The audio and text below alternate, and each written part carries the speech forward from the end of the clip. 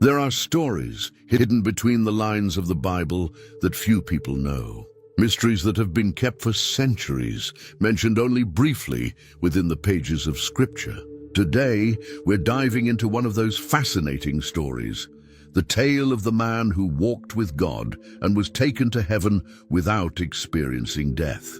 We're talking about an ancient book that was banned, hidden, and nearly lost forever. A book that speaks of angels descending to earth, giants who once ruled the world, and heavenly secrets revealed to humans. This is the story of the Book of Enoch, one of the most mysterious and controversial texts from antiquity. Though it's not part of the Bible as we know it today, it was highly regarded by many ancient Jews and early Christians. If you've never heard of it before, get ready for a surprising journey through a world where heaven and earth meet, where angels walk among men, and where the secrets of the universe are revealed to a special man named Enoch. When we open the book of Genesis, chapter 5, we find a list of patriarchs, the early leaders of humankind. There, in verse 18, we're introduced to Enoch. When Jared was 162 years old, he fathered Enoch. At first glance, he seems like just another name in a long genealogy. But if we keep reading, something stands out. In Genesis 5:21-24, the Bible tells us, when Enoch had lived 65 years, he fathered Methuselah. Enoch walked with God after he fathered Methuselah for 300 years and had other sons and daughters. All the days of Enoch were 365 years. Enoch walked with God, and he was not, for God took him. This passage is like a hidden gem among the genealogies. While the Bible says of all the other patriarchs that they lived, had children, and died, Enoch's story is different. He didn't die. God took him. And notice how long he lived, exactly 365 years, the same number of days in a solar year. That doesn't seem like a random detail.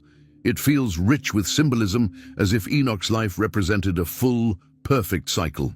But what does it really mean to walk with God? The Bible uses this expression to describe a special kind of relationship, a deep, intimate communion with the Creator. It wasn't just about following commandments. It was living in constant companionship with God, like two friends walking side by side. Enoch cultivated this closeness for 300 years after the birth of his son Methuselah. Just imagine 3 centuries of walking daily with God. Centuries later, the New Testament gives us more insight into this extraordinary man. In Hebrews chapter 11, the great hall of faith, verse 5 says, "By faith Enoch was taken up so that he should not see death, and he was not found, because God had taken him. Now, before he was taken, he was commended as having pleased God." Here we learn that it was because of his faith that Enoch experienced this unique fate. He pleased God to such a degree that he was spared from death. The Greek word translated as taken up literally means transferred to another place. Enoch was physically relocated from this life into God's presence without ever dying. But there's yet another intriguing reference to Enoch in the New Testament.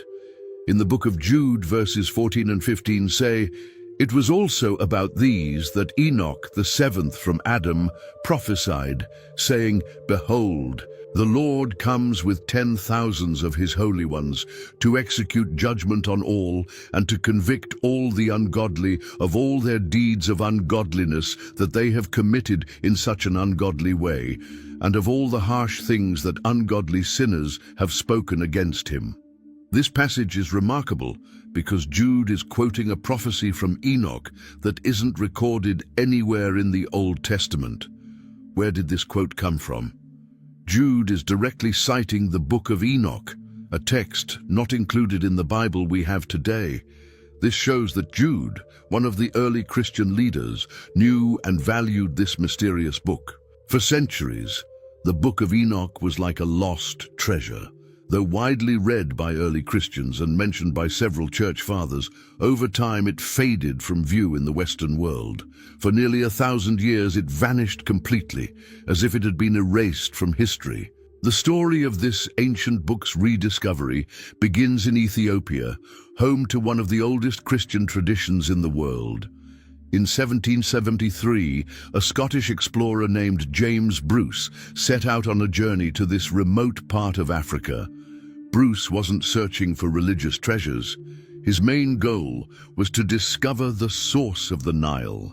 But during his stay in Ethiopia, he came across something as valuable as any material treasure. 3 complete copies of the Book of Enoch, preserved in a language called Ge'ez, the liturgical language of the Ethiopian Orthodox Church. This discovery was groundbreaking. Bruce brought one of the copies back to Europe, and in 1821 it was finally translated into English. For the first time in centuries, Western readers could explore this ancient text that had deeply influenced early Judaism and Christianity. But the story doesn't end there. In 1947, young Bedouin shepherds were searching for a lost goat among the rocky hills near the Dead Sea, in the region of Qumran. One of them threw a stone into a cave and heard the sound of breaking pottery. Curious, he entered the cave and found ancient jars containing rolled-up scrolls. This accidental discovery turned out to be one of the greatest archaeological finds of the 20th century.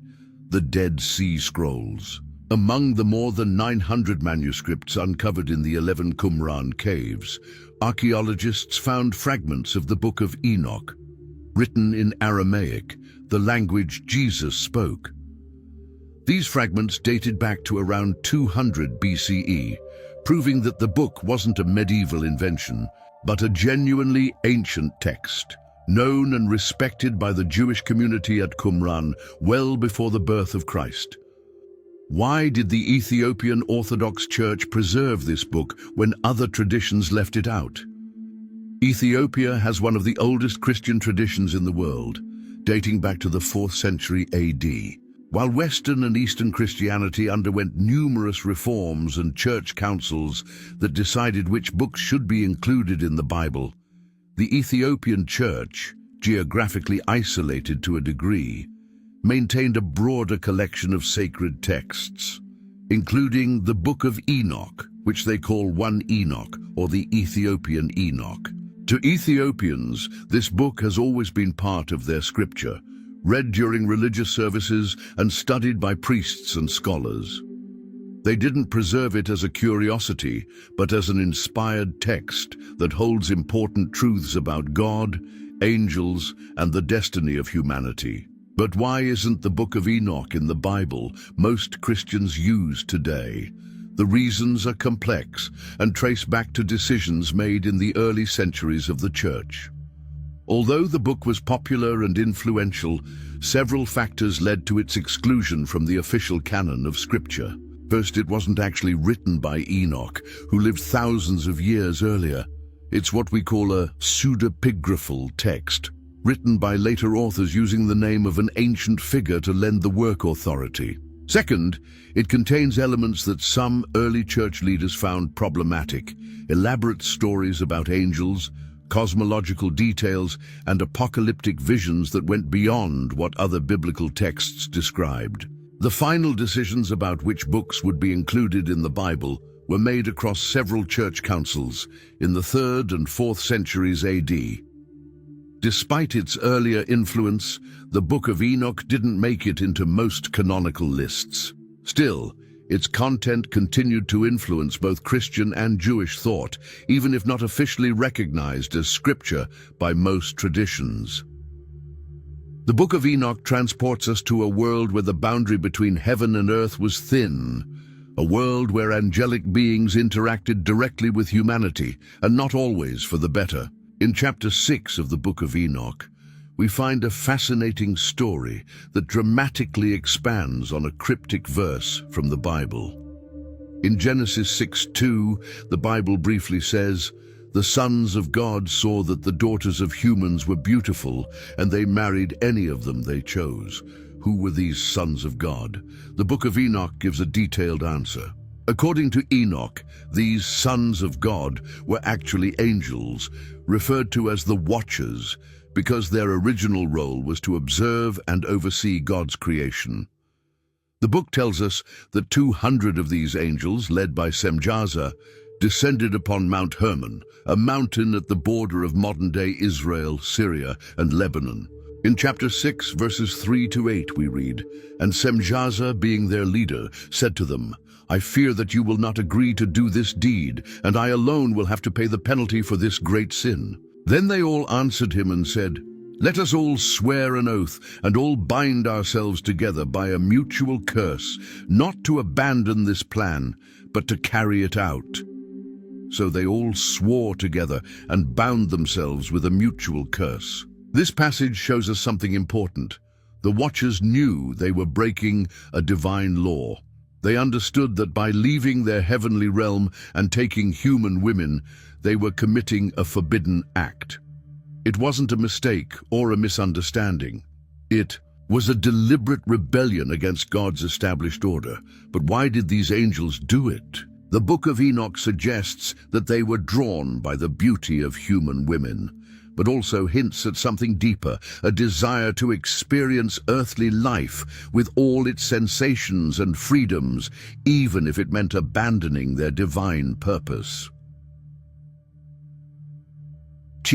Names of these angelic leaders are given in the text. Besides Semjaza, there is Azazel, who would later become a major figure in Jewish tradition as a symbol of evil. In Leviticus 16:8, we see a possible reference to Azazel in the Day of Atonement, ritual where a goat is sent to Azazel into the wilderness, symbolically carrying the sins of the people. Some scholars see a connection between that passage and the story told in the Book of Enoch. The oath that the angels swore to one another on Mount Hermon is one of the book's most dramatic moments. They bound themselves together, knowing that punishment would be terrible if any of them acted alone. There's something deeply tragic about this pact. Heavenly beings, created to serve God, conspiring together in rebellion against his plan. Mount Hermon, meant to be a place of natural beauty and divine praise, becomes the site of a cosmic mutiny. What happened when these celestial beings united with women on earth? The Book of Enoch describes catastrophic consequences of this forbidden union. In chapter 7, verses 1 to 2, it says, "And they took wives for themselves, each choosing one for himself. And they began to go into them, and to defile themselves with them. And the women conceived and bore great giants, whose height was 3,000 cubits. This union between angels and humans produced a race of giants known as the Nephilim. The Bible briefly mentions these beings in Genesis 6:4. The Nephilim were on the earth in those days, and also afterward, when the sons of God went to the daughters of humans and had children by them. They were the heroes of old, men of renown. The Book of Enoch expands this brief mention, describing the Nephilim as colossal beings. 3,000 cubits would be around 400 meters, clearly a literary hyperbole meant to emphasize their supernatural size. More important than their physical stature, though, was their hybrid nature, neither fully angelic nor fully human. They represented a rupture in the divine order of creation. These giants were not peaceful. According to the Book of Enoch, chapter 7, verses 3 to 5, they consumed all the labor of men until it became impossible to feed them. Then the giants turned against them and began to devour mankind. And they began to sin against birds and beasts, and reptiles and fish, and to devour one another's flesh and drink the blood. The violence of the Nephilim is described in terrifying terms. They not only consumed every resource humans produced, but eventually began devouring humans themselves. It's a picture of creation spiraling out of control. Beings that were never meant to exist, bringing chaos and destruction upon the world. This nightmare of violence and terror drove humanity to cry out for help. The Book of Enoch, chapter 8, verse 4 recounts, "And as men perished, their outcry went up to heaven. This cry reached the ears of God and the faithful angels who had remained in heaven." In Genesis chapter 6, verses 5 to 7, the Bible hints that this corruption was one of the reasons for the flood. the Lord saw how great the wickedness of the human race had become on the earth, and that every inclination of the thoughts of the human heart was only evil all the time. So the Lord said, I will wipe from the face of the earth the human race I have created. The Book of Enoch offers a deeper explanation for this great wickedness mentioned in Genesis. It wasn't just human moral failure, it was the direct result of angelic interference in the natural order. The Nephilim brought a level of violence and destruction that exceeded human capacity, representing a fundamental corruption of creation that needed to be purged. Beyond their physical union with human women, the Book of Enoch reveals another layer of the Watcher's transgression. They taught humanity secret knowledge that was never meant to leave heaven. In chapter 8, verses 1 to 3, the book details, and Azazel taught men to make swords and knives and shields and breastplates, and made known to them the metals of the earth and how to work them. Semjaza taught enchantments and root cutting. And Maros taught the resolving of enchantments. Barakijal taught astrology. Kokabel taught the constellations. Ezekiel the knowledge of the clouds. Arakiel the signs of the earth. Shamsil the signs of the sun. And Sariel the course of the moon. This passage reveals something fascinating. The Watchers didn't just physically unite with humanity, they transferred divine knowledge that fundamentally reshaped human society.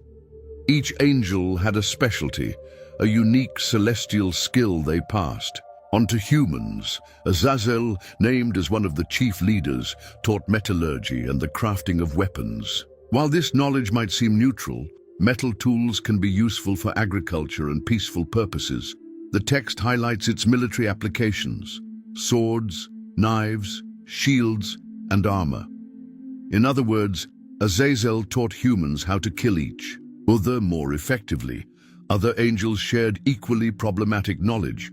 Through Semjaza's enchantments and magic, humans began manipulating spiritual forces far beyond their understanding. Barakijal's astrology turned people's eyes to worship the heavens instead of their creator. Even knowledge of plants and herbs, potentially healing and beneficial, was twisted into poison and magical brews. In chapter 8, verse 1, the text also mentions that the angels taught women the beautifying of the eyelids and the use of precious stones and all kinds of dyes, so that the world was altered. This marks the introduction of cosmetics and adornments, not as innocent expressions of beauty, but as tools for seduction and manipulation. These teachings rapidly transformed human society, but not for the better. In chapter 8, verse 2, we read, And there was great wickedness and much fornication, and they went astray, and all their ways became corrupt. The image that emerges is one of premature technological and spiritual advancement. The knowledge itself wasn't inherently evil. Many of these teachings would eventually become core parts of human civilization. The problem was that this knowledge was received without the necessary spiritual maturity or moral wisdom, and without the natural progression of discovery that would have allowed for healthier integration into society. It's an ancient story, with strikingly modern echoes.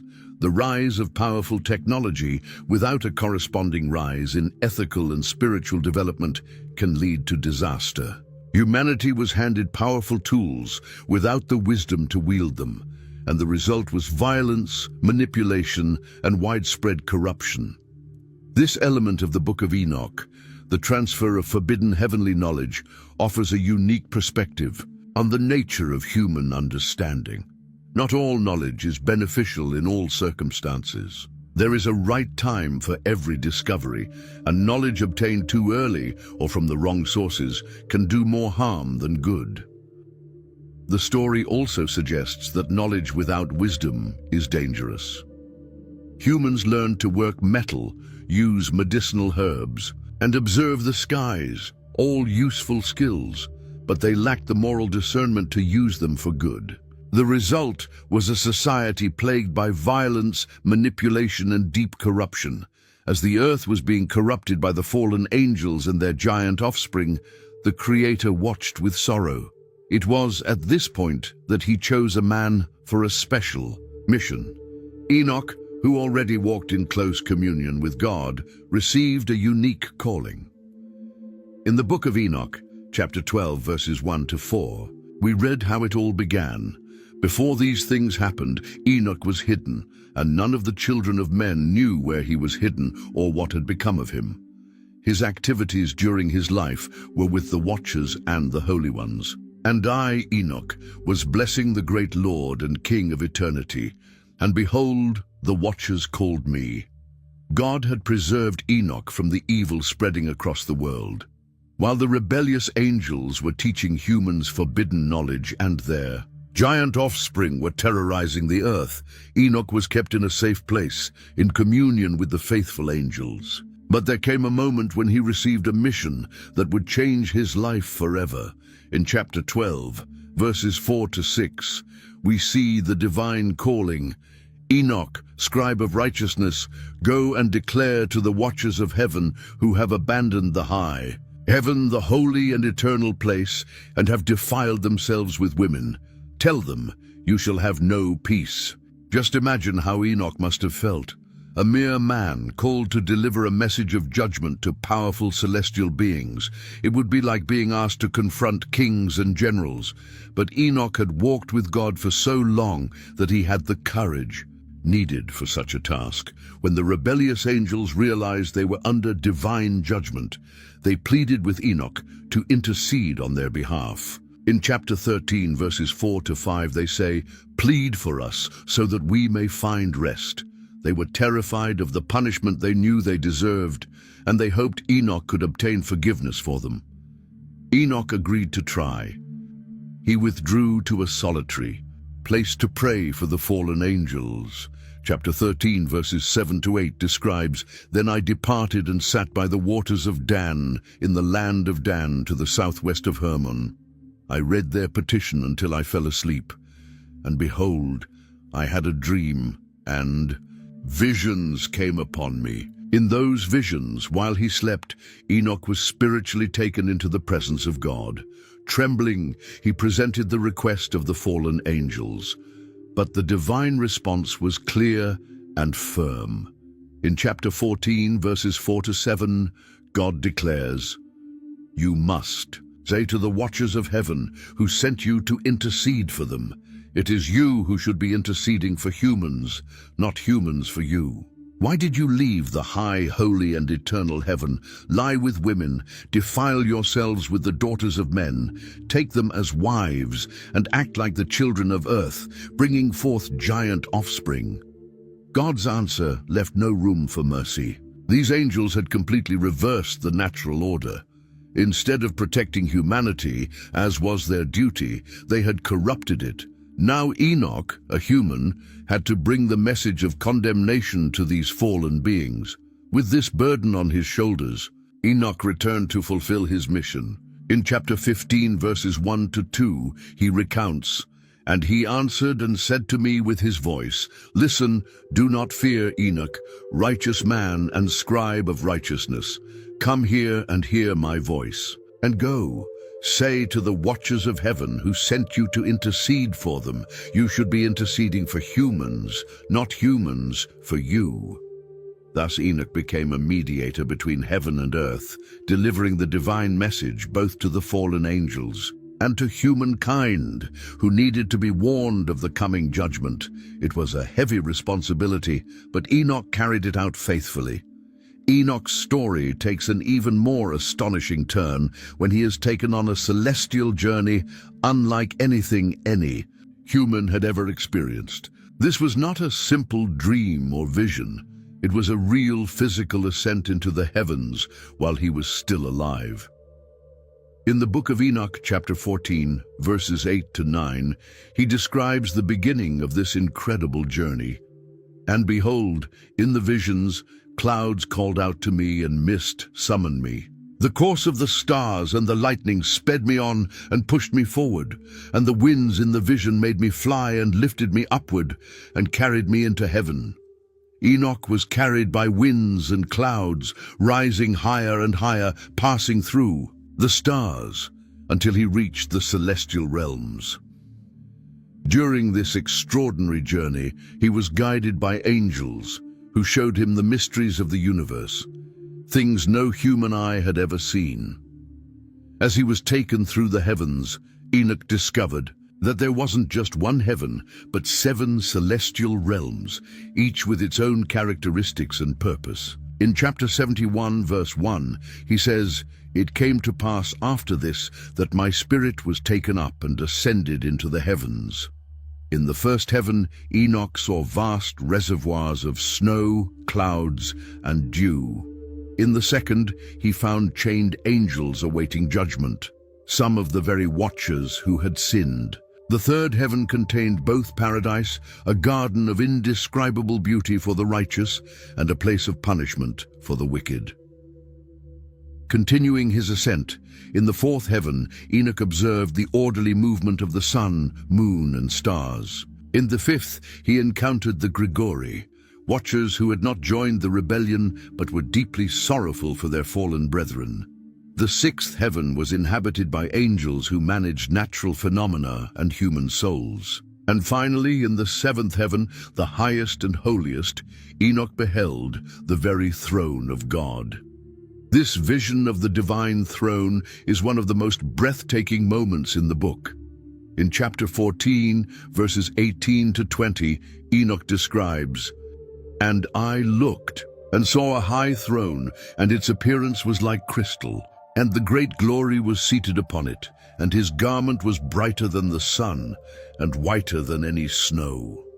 The beauty and majesty of this vision were almost unbearable to human senses. Enoch continues in verse 24, "And I fell on my face, and all my body melted, and my spirit was transformed." In the presence of divine glory, Enoch was completely changed. During his heavenly journey, Enoch also witnessed the countless armies of angels who serve God. In chapter 71, verses 7 to 8, he reports, "And around me were seraphim, cherubim, and ophanim.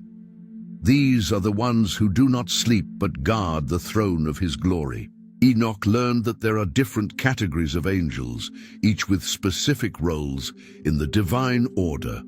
The seraphim continuously sang praises before the throne. The cherubim served as guardians of holy places. The ophanim, or wheels, were beings connected to the movement of God's throne, as also described by the prophet Ezekiel. There were angels in charge of natural phenomena, controlling the weather, the seasons, the rivers, and the seas. Other angels recorded human actions in celestial books. Some served as messengers, bringing the divine word to earth, while others acted as guardians of nations and individuals. Enoch witnessed the perfect order and harmony of the heavenly realm, a stark contrast to the chaos and violence that had spread across the earth after the rebellion of the Watchers. This experience prepared him to better understand the judgment that was to come. After beholding the glory of the heavens, Enoch received the full revelation concerning the judgment that awaited the fallen angels and their offspring. This judgment would occur in 2 phases, a temporary punishment that had already begun and a final condemnation at the end of time. In the Book of Enoch, chapter 10, verses 4 to 6, God commands the archangel Raphael, "Bind Azazel hand and foot, and cast him into the darkness, and open the desert that is in Dudael, and throw him in, and place upon him rough and jagged stones, and cover him with darkness, and let him dwell there forever, and cover his face so that he may not see light." This marks the beginning of the temporary imprisonment of the rebellious angels. The leaders of the rebellion, such as Azazel and Semjaza, were the first to be captured and confined. They weren't merely imprisoned, they were cast into deep abysses, covered in darkness, where they would remain until the final day of judgment. As for the other watchers, chapter 10, verses 11 to 14, describes their fate. "And the Lord said, to Michael, Go, bind Semjaza and his companions who have united with women, when all their sons have slain one another, and when they have seen the destruction of their beloved ones, bind them for 70 generations in the valleys of the earth, until the day of their judgment and end, until the eternal judgment is accomplished. The imprisonment of the rebellious angels would be long. 70 generations symbolizes an extremely extended period. During this time, they would be forced to witness, powerless, the destruction of their descendants, the Nephilim. Indeed, the judgment upon the giants would be relentless. In chapter 10, verse 9, God commands, "And to Gabriel he said, Go against the bastards, the reprobates, the children of fornication, and destroy the children of the watchers from among men." The giants, who had terrorized humanity with their violence, would now face their own destruction. The book describes how the Nephilim, unable to find enough sustenance for their enormous bodies, began to devour humans and eventually turned on each other. In chapter 10, verse 15, it reads, "Destroy all the spirits of lust and the children of the watchers, because they oppressed mankind." But the judgment would not be limited to the fallen angels and their children. Corruption had spread so widely that the entire earth had become tainted. Here the Book of Enoch connects directly with the story of the flood as told in the Bible. In chapter 10, verses 1 to 3, God sends the archangel Uriel to Noah. "Go to Noah and tell him in my name, hide yourself, and reveal to him the end that is approaching, for the whole earth shall be destroyed." The great flood would be the means of purification for a world utterly corrupted. This is the same story we find in Genesis chapter 6, verses 11 to 13. "Now the earth was corrupt in God's sight and full of violence. God saw how corrupt the earth had become, for all flesh had corrupted its way on the earth. So God said to Noah, I'm going to put an end to all people, for the earth is filled with violence because of them. I am surely going to destroy both them and the earth." The flood would wipe out the physical offspring of the watchers, cleansing the earth of their corrupting influence. But this would be only a temporary judgment. The final judgment was reserved for the end of time. In chapter 10, verses 13 to 14, the book describes this final judgment. "In those days they shall be led to the abyss of fire, to torment, and the prison in which they shall be confined forever. And whoever is condemned will be bound with them from then on, until the end of all generations." The eternal condemnation of the fallen angels is a theme echoed in the New Testament.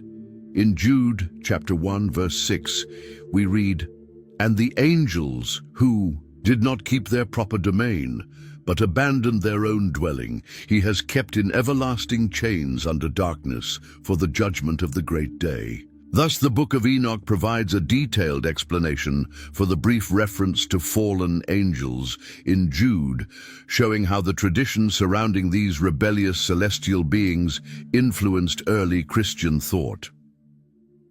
One of the most fascinating sections of the Book of Enoch is the so-called Book of Parables, which spans chapters 37 to 71. In this part, Enoch receives visions about the final judgment and the role of a mysterious figure called the Elect One, or Son of Man.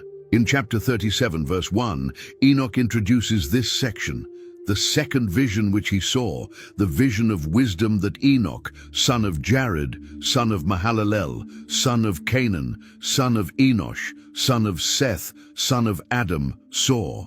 Immediately afterward he announces that he will share the 3 parables he received in his heavenly visions. The first parable, covering chapters 38 to 44, deals with the judgment of sinners and the blessedness of the righteous. Enoch sees how sinners will be removed from the face of the earth, while the righteous will dwell with the Son of Man. In chapter 38, verses 2 to 3, he says, "When the righteous one appears before the eyes of the righteous, whose works are weighed by the Lord of spirits, where will be the dwelling of the sinners, and where the resting place of those who have denied the Lord of spirits?" The second parable in chapters 45 to 57 focuses specifically on the elect one, a messianic figure who will judge the world. In chapter 46, verses 1 to 3, Enoch describes, "There I saw someone who had a head of days, hair white like wool, and his head was white like wool. And with him was another whose countenance had the appearance of a man, and his face was full of grace like one of the holy angels. And I asked the angel who went with me and showed me all the hidden things about that Son of Man, who he was, where he came from, and why he walked with the head of days." Here we see a striking depiction of this divine figure, the Son of Man, who has existed since before creation itself. In chapter 48, verses 2 to 3, we read, "At that hour that Son of Man was named in the presence of the Lord of Spirits, and his name was pronounced before the head of days. Yes, before the sun and the signs were created, before the stars of heaven were made, his name was uttered in the presence of the Lord of Spirits." This portrayal of the pre-existent Son of Man bears remarkable parallels to the New Testament's depiction of Jesus. When Jesus referred to himself as the Son of Man, he was possibly drawing upon this tradition that already existed. Within the Judaism of his time, known through the Book of Enoch, the third parable, spanning chapters 58 to 69, continues to describe the final judgment and the joy of the elect. In chapter 58, verses 1 to 3, Enoch writes, "I saw the depths of the earth, and I saw the treasure of all blessings and righteousness, and I saw all the chosen spirits adorned like fire. And there stood the righteous one, with the Lord of Spirits, mighty in all the secrets of righteousness." This section of the book also contains a full revelation of the names of the fallen angels and their specific transgressions. Chapter 69 lists dozens of angelic names, each associated with a particular sin or forbidden knowledge. This list expands upon the shorter narrative found earlier in the book, providing a complete catalogue of the angelic rebellion. The parables conclude with detailed prophecies about the fate of both the righteous and the wicked. In chapter 62, verses 13 to 16, we read, "And the righteous and the elect shall be saved on that day, and the Lord of Spirits shall abide over them, and with that Son of Man they shall eat, lie down, and rise up forever and ever. And the righteous and elect shall be lifted from the earth, and they shall become angels in heaven." The contrast with the destiny of the sinners is stark. In chapter 62, verses 9 to 10, "All the kings, the mighty, the exalted, and those who rule the earth shall fall down before him on their faces, and worship and place their hope in that Son of Man. For from the beginning the Son of Man was hidden, and the Most High kept him in the presence of his power, and revealed him to the elect." This section of the Book of Enoch presents a vivid apocalyptic vision, in which evil is ultimately judged and the righteous are rewarded. It's a message of hope amid chaos. Though the earth had been filled with violence and corruption because of the fallen angels, a day would come when divine justice would be perfectly and permanently established. One of the most curious and unique parts of the Book of Enoch is the so-called astronomical book, which spans chapters 72 to 82. Unlike the other sections that focus on angels, judgment, and apocalyptic visions, this part is centered on the movements of celestial bodies and the nature of the calendar. In chapter 72, verses 1 to 2, Enoch introduces this section, the book of the course of the heavenly luminaries, the relationships of each one according to their classes, their dominions, and their times, according to their names and places of origin, and according to their months, as Uriel, the holy angel who was with me, and who is their guide, showed me all their regulations exactly as they are. Here we find the archangel Uriel in a special role. He is the angel in charge of the celestial bodies and the guide who teaches Enoch the mysteries of the cosmos. During his heavenly journey, Enoch receives detailed knowledge about how the sun, moon, and stars move across the skies. One of the most fascinating aspects is the description of a 364-day solar calendar. In chapter 72, verses 32 to 33, we read, "On that day, the sun comes forth from that second portal and sets in the west, and returns to the east, and enters the third portal. And thus the day becomes longer than the night, and the day becomes double the night, and the day is exactly 10 parts, and the night 8 parts." This 364-day calendar, exactly 52 weeks, was divided into 4 seasons of 91 days each, 13 weeks, with special days marking the transitions between seasons. It was a simpler system than the 354-day lunar calendar or the 365.25-day solar calendar we use today, as it maintained a consistent 52-week structure. For Enoch, this calendar was not merely a human convention, but part of the very divine order of creation. In chapter 82, verses 4 to 7, he warns, "Blessed are all the righteous, blessed are all those who walk in the path of righteousness, and do not sin as the sinners in counting all their days, in which the sun traverses the heavens. For the sinners, the years shall be shortened, and there will be those who go astray with respect to the moons, and the sun, and the stars, and all the heavenly order." Following the correct calendar was seen as an act of faithfulness to God. Using an incorrect calendar meant deviating from the order set by the Creator. This was a significant issue for many ancient Jewish groups, including the Qumran community, which used a solar calendar similar to the one described in the Book of Enoch. Beyond the calendar, the book details the laws that govern the celestial bodies. In chapter 73, for example, Enoch explains the moon's movements and phases.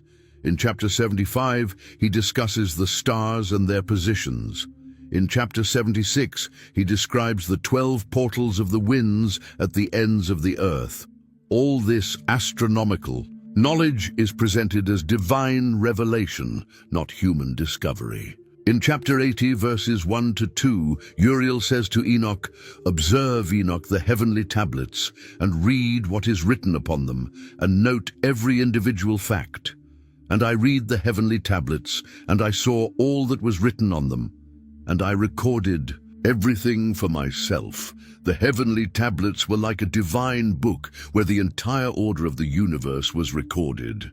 Enoch was given the unique privilege of reading these tablets and learning the secrets of the cosmos straight from the divine source. Uriel's role as astronomical guide is emphasized repeatedly.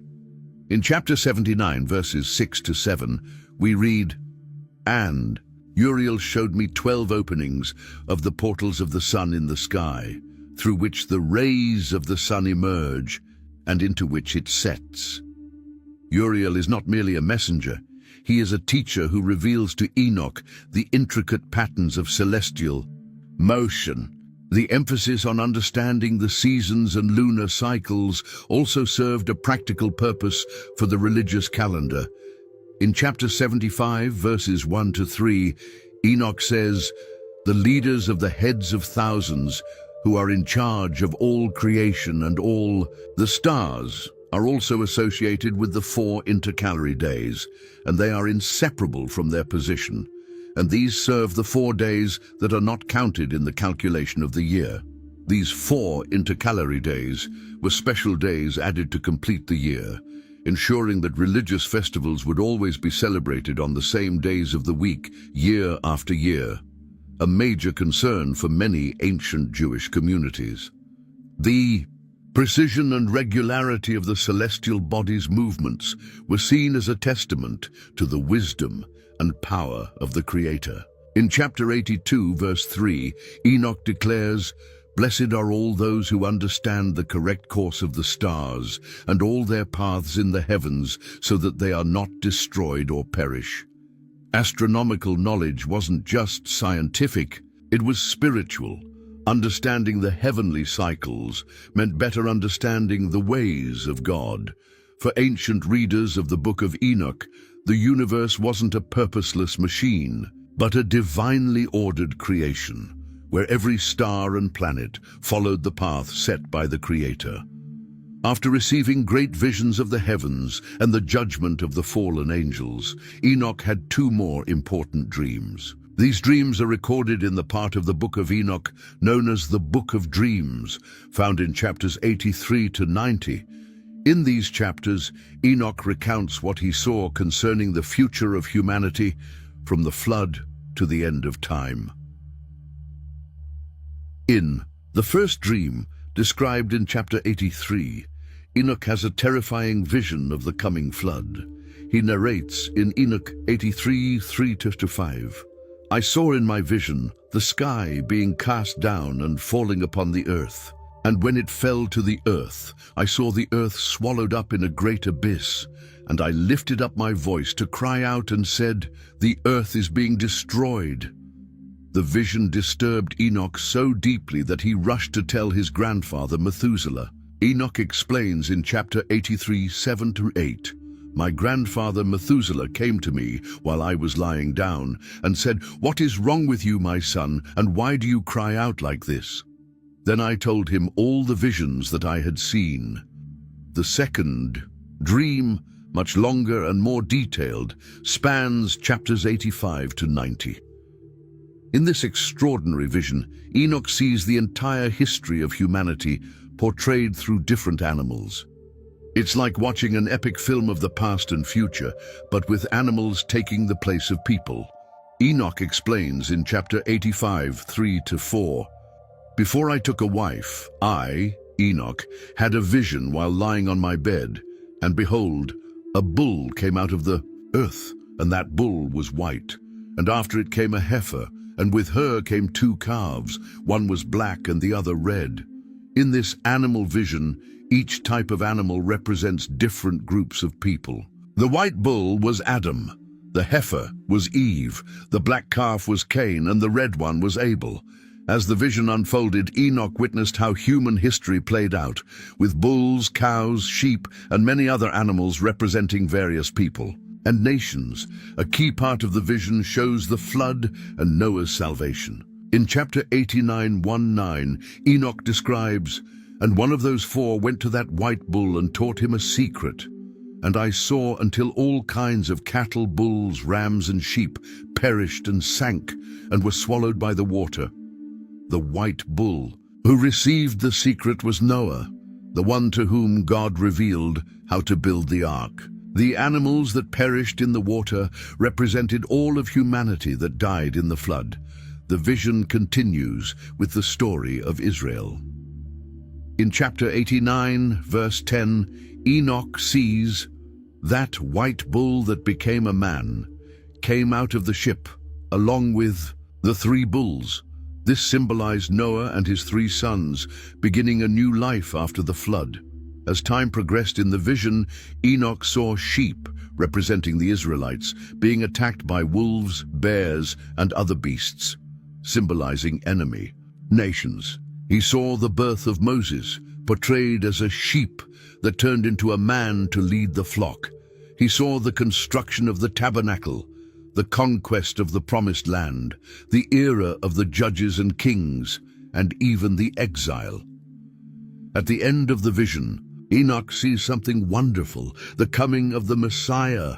In chapter 90, 37-38, he describes, "And I saw that a white bull was born with large horns, and all the beasts of the field and all the birds of the heavens feared him and pleaded with him constantly. And I saw until all their generations were transformed, and they all became white bulls." This white bull with large horns represents the Messiah, who will bring peace and transformation to all creation. All the animals once divided and in conflict now become white bulls, symbols of purity and unity in the new age ushered in by the Messiah. The vision ends with an image of a new earth and a new temple. In chapter 90, verse 29, Enoch sees, "And they began to build a house in the place of that first one which had been removed." This house represents the new temple in the Messianic age, a place of perfect worship for all peoples.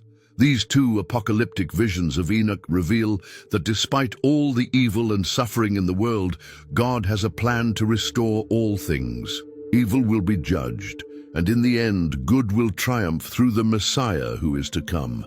The final section of the Book of Enoch is known as the Epistle of Enoch, covering chapters 91 to 108.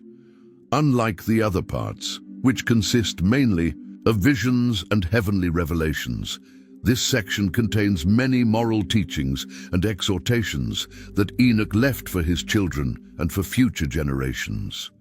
The book recounts that, sensing his time on earth was drawing to an end, Enoch gathered his family to share important life lessons and prophecies about the future.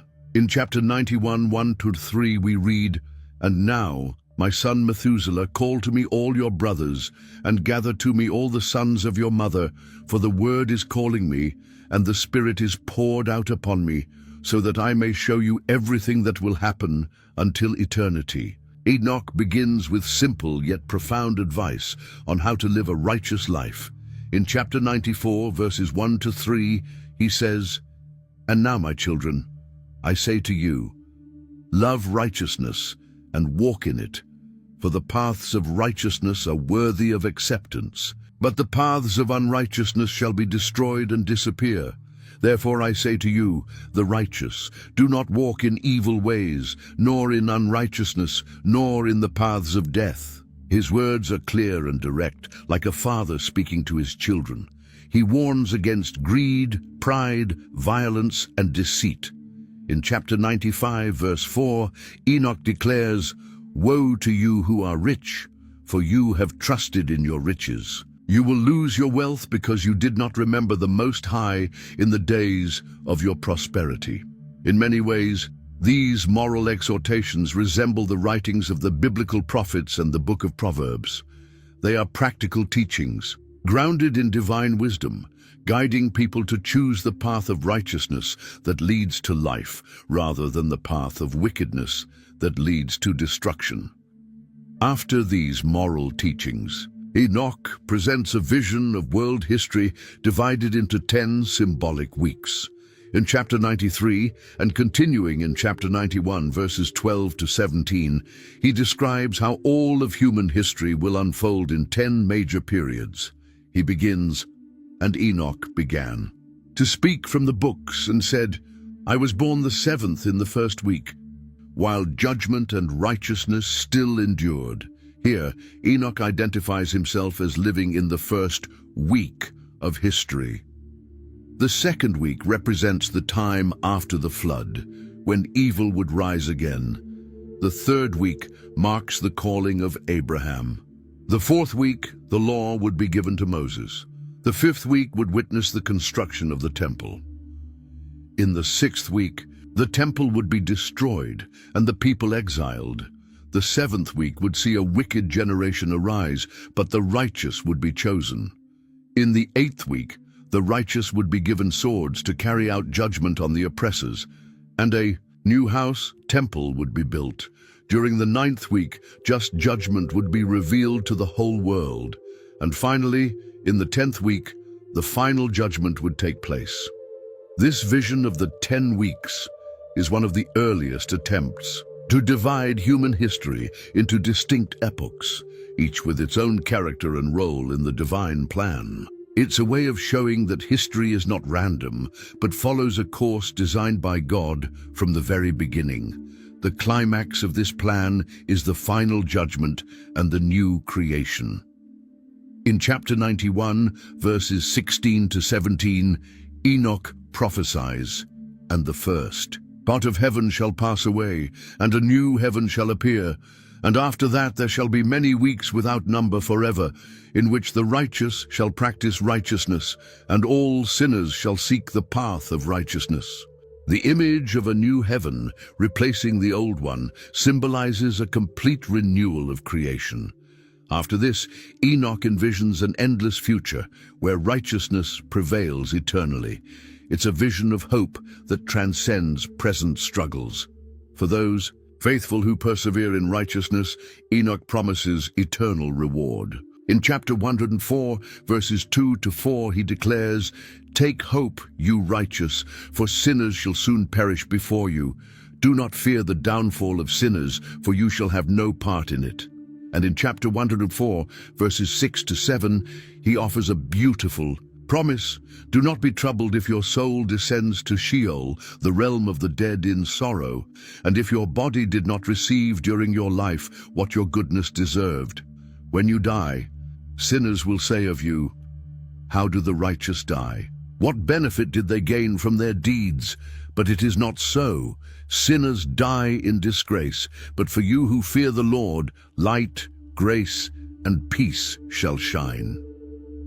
These words offered comfort to the ancient readers of the Book of Enoch, many of whom faced persecution for their faith. The message was clear. Even when the righteous suffer and the wicked seem to thrive, God sees all, and in the end, he will reward faithfulness and judge injustice. The epistle concludes with a promise to Enoch himself. In chapter 108, verse 12, the book ends with these words, "And I called him by his name and said to him, 'Be brave, Enoch, do not fear. The Lord of spirits has appointed you forever, and power is with you.'" After delivering so many divine messages to humanity, Enoch receives the assurance that his work was not in vain. The Book of Enoch had a massive impact on early Jewish thought, especially between the 2nd century BCE and the 1st century CE. Although it wasn't included in the official Jewish scriptural canon, it was highly respected and widely read by various Jewish groups of the time. One of the places where the Book of Enoch was most valued was in the Qumran communities near the Dead Sea. It was there that the Dead Sea Scrolls were discovered in 1947, including Aramaic fragments of the Book of Enoch. The community living in Qumran was likely made up of the Essenes, a Jewish sect known for their austere lifestyle and commitment to spiritual purity. For the Essenes, the Book of Enoch wasn't just another religious text. It was nearly as important as the biblical books themselves. They copied and studied it with great care. In Cave 4 at Qumran, archaeologists found at least 5 different copies of the Book of Enoch, showing how popular it was among them. Why was this book so important to them? Partly because the Essenes saw themselves as the sons of light, engaged in the spiritual battle against the sons of darkness. Enoch's story of fallen angels, evil spiritual forces, and a coming final judgment fit perfectly with their worldview. Moreover, the 364-day solar calendar described in Enoch's astronomical book matched the one the Essenes followed, unlike the lunar calendar used by the Jerusalem temple. This was a major point of religious distinction. The Essenes believed they were following the true divine calendar as revealed to Enoch. The Book of Enoch also had a major influence on the development of Jewish angelology and demonology, that is, beliefs about angels and demons. Before this book, the Old Testament only mentioned angels occasionally, without offering much detail about their nature or organization. The Book of Enoch changed that, giving names to dozens of angels, describing their specific roles and organizing them into hierarchies. For example, in Enoch chapter 20, verses 1 to 7, the book lists 7 chief archangels, and these are the names of the holy angels who watch: Uriel, one of the holy angels who is over thunder and terror; Raphael, one of the holy angels who is over the spirits of men; Raguel, one of the holy angels who takes vengeance on the world of the luminaries; Michael, one of the holy angels who is set over the best part of mankind and over chaos; Sarachael, one of the holy angels who is set over the spirits of the children of men who sin in the spirit; Gabriel, one of the holy angels who is over paradise and the serpents and the cherubim; Remiel, one of the holy angels whom God set over those who rise. This elaborate angelology deeply shaped later Jewish thought. The names Michael, Gabriel, Raphael, and Uriel became especially significant in Jewish tradition and are still mentioned in prayers and religious texts today. Similarly, the Book of Enoch developed ideas about demons and evil spirits in much more detail than earlier biblical texts. The story of the Watchers who rebelled against God became the foundation for many later traditions regarding the origin of demons. The book also made major contributions to Jewish eschatology, beliefs about the end times and the ultimate fate of humanity. In earlier biblical Judaism, ideas about the afterlife and final judgment were relatively simple, but the Book of Enoch presents elaborate visions of heaven and hell, final judgment, and the resurrection of the dead. In chapter 51, verses 1 to 2, for instance, the book speaks of resurrection, and in those days the earth shall give back that which has been entrusted to it, and Sheol shall give back that which it has received, and destruction shall give back what it owes. And he shall choose the righteous and holy from among them, for the day has arrived when they shall be saved. This vision of a final judgment in which the dead are raised, the righteous are rewarded, and the wicked are punished, became central for many Jewish groups during the Second Temple period. These ideas also laid the groundwork for similar concepts that would later become significant in Christianity. Perhaps the most important contribution of the Book of Enoch to early Jewish thought was its explanation for the origin of evil in the world. This was a difficult issue for Jewish monotheism. If there is only one God, and he is perfectly good, then where does evil come from? The Book of Enoch offers an answer. Much of the evil in the human world comes from the corrupting influence of the fallen angels and their teachings of forbidden knowledge to humans. In chapter 10, verse 8, God says of Azazel, "The whole earth has been corrupted through the works that were taught by Azazel. To him ascribe all sin." This explanation helped many Jews reconcile the existence of evil with belief in a good and all-powerful God. Evil didn't come from God, but from beings who rebelled against his will and corrupted his creation. This idea had a profound impact on Jewish theological thought regarding the problem of evil. The impact of the Book of Enoch wasn't limited to Judaism. When Christianity emerged in the 1st century, many early Christians were also familiar with and valued this book. In fact, echoes of Enoch's stories and ideas can be found in several places throughout the New Testament. The clearest and most direct influence appears in the short letter of Jude in the New Testament. In Jude, verses 14 and 15, we find an explicit quote from the Book of Enoch. Enoch, the 7th from Adam, also prophesied about them. "See, the Lord is coming with thousands upon thousands of his holy ones to judge everyone, and to convict all the ungodly of all the ungodly acts they have committed in their ungodliness, and of all the defiant words ungodly sinners have spoken against him." This quote comes directly from Enoch chapter 1, verses 9 to 10. The fact that Jude quotes this book and refers to it as prophecy suggests that he viewed the Book of Enoch as inspired, or at least as containing important spiritual truths. It shows the respect that some early Christian leaders had for the text. Beyond this direct quote, many other passages in the New Testament seem to echo ideas from the Book of Enoch. For instance, in 1 Peter chapter 3, verses 19-20, the apostle writes about Jesus, in which he also went and preached to the spirits in prison who disobeyed long ago, when God waited patiently in the days of Noah while the ark was being built. This idea of spirits in prison who were disobedient in Noah's time directly connects to the story of the Watchers in the Book of Enoch, who were imprisoned for their rebellion before the flood. Peter seems to be aware of and accepting of this tradition. Likewise, in 2 Peter chapter 2, verses 4 to 5, we read, "For if God did not spare the angels when they sinned, but sent them to hell, putting them in chains of darkness to be held for judgment, if he did not spare the ancient world, but preserved Noah." Again, this description of sinful angels being cast into chains of darkness aligns perfectly with Enoch's narrative about the punishment of the watchers. We can even find parallels in the teachings of Jesus. For instance, when Jesus frequently referred to himself as the Son of Man, he may have been referencing not only the book of Daniel, but also the figure of the Son of Man described in the book of parables in Enoch, a pre-existent heavenly being who would judge the world at the end of time. In Matthew 19:28, Jesus says, "Truly I tell you, at the renewal of all things, when the Son of Man sits on his glorious throne, you who have followed me will also sit on 12 thrones, judging the 12 tribes of Israel."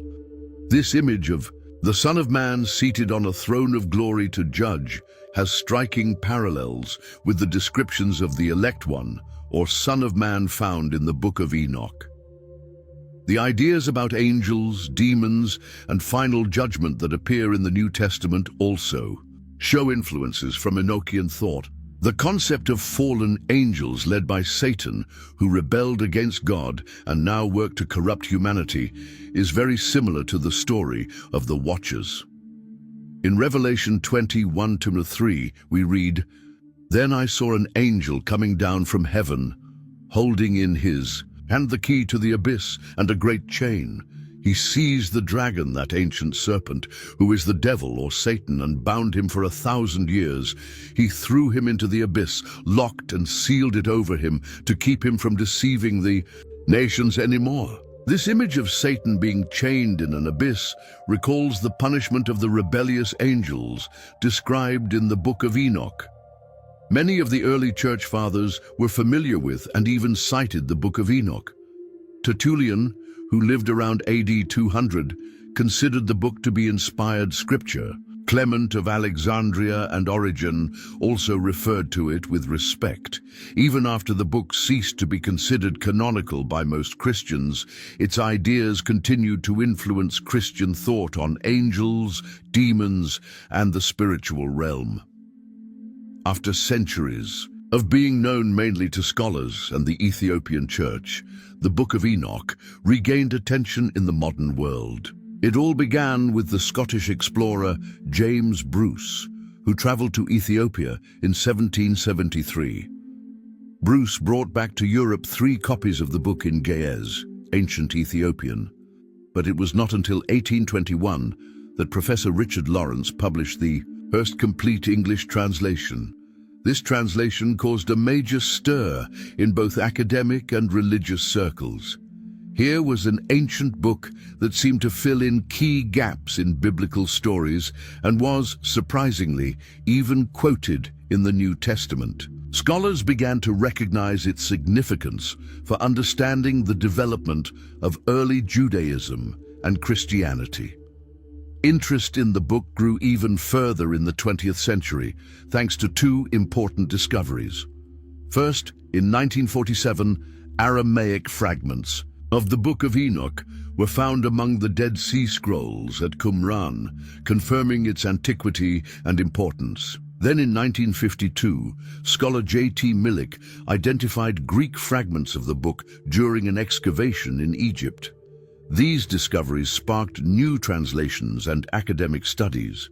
In 1983, Professor E. Isaac produced a new translation from the Ethiopic text for the collection The Old Testament Pseudepigrapha. Since then, many other translations have appeared, making the book more accessible than ever before. One reason for the renewed fascination with the Book of Enoch is its dramatic narrative about the fallen angels. This tale of celestial beings who fall in love with human women, descend to earth, and share forbidden knowledge captures the imagination of many modern readers. In a world where supernatural stories are popular, Enoch's ancient account of the war between heavenly and earthly Forces resonates with a wide audience. The influence of the Book of Enoch can be seen in many aspects of contemporary popular culture. Elements of its story appear in movies, TV shows, novels, and comic books. When we encounter tales of rebellious angels, forbidden ancient knowledge, or cosmic battles between good and evil, we are often seeing echoes of traditions rooted in the Book of Enoch.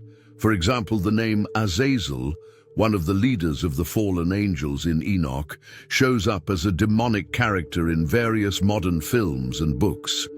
The idea of the Watchers, celestial beings observing humanity, has been adapted into different forms in contemporary fiction, and the concept of the Son of Man as a divine judge has influenced countless artistic and literary representations of messianic figures. In theological circles, the Book of Enoch continues to spark debate about its relevance and authority. For most Christian denominations, it is not considered part of the biblical canon. In other words, it's not regarded as divinely inspired scripture on the same level as the Bible. Still, many theologians acknowledge its historical significance for understanding the context in which Christianity emerged. The Ethiopian Orthodox Church remains the only major Christian tradition that includes the Book of Enoch in its official canon. For millions of Ethiopian Christians, it is not merely an interesting ancient text, but sacred scripture containing divine revelation. Among other Christian groups, attitudes vary. Some see the book as containing valuable spiritual truths, even if not divinely inspired in the same way as the Bible. Others are more cautious, concerned about elements in the book that diverge from standard biblical theology. In the academic world, the historical importance of the Book of Enoch is widely recognized, regardless of religious questions about its authority. Scholars of Second Temple Judaism and early Christianity view the book as a crucial source for understanding the development of religious thought during that formative period. The Book of Enoch helps us better understand the context in which the New Testament was written. Concepts that appear briefly in the apostolic writings, like fallen angels, the Son of Man as divine judge, or the imprisoned spirits from the days of Noah, make more sense when read in light of the traditions found in Enoch, which were well known at the time. Furthermore, the book offers valuable insight into how Judaism evolved in the period between the Old and New Testaments. It shows how new ideas about angels, demons, resurrection, and the afterlife were taking shape, ideas that would later become central to both rabbinic Judaism and Christianity. In recent years, scholars have begun to reassess the historical significance of this ancient book. Rather than being dismissed as a marginal or obscure text, the Book of Enoch is now recognized as a key document for understanding the religious world from which both rabbinic Judaism and early Christianity emerged. For many modern readers, the fascination with the Book of Enoch goes beyond historical or theological interest. Its dramatic narrative, featuring cosmic forces in conflict, celestial beings interacting with humans, and apocalyptic visions, still resonates in an age where we seek to understand our place in the universe and the ultimate meaning of human history. If you found these ancient stories as compelling as we did, don't keep this knowledge to yourself. Share this video with friends and family who are also interested in biblical stories and ancient texts. Every share helps these powerful narratives reach more people. Want to keep exploring the mysteries hidden between the lines of the Bible? Stories of extraordinary characters, lost books, and long-forgotten secrets? Then don't miss our upcoming videos. Subscribe to the channel now and hit the notification bell so you'll be the first to know when a new biblical story drops. Leave a comment below and tell us what stood out most to you about the Book of Enoch. Was it the story of the Watcher angels, the celestial visions, or maybe the influence this book had on Christianity? We'd love to hear your thoughts. Thanks so much for joining us on this journey. See you in the next biblical story.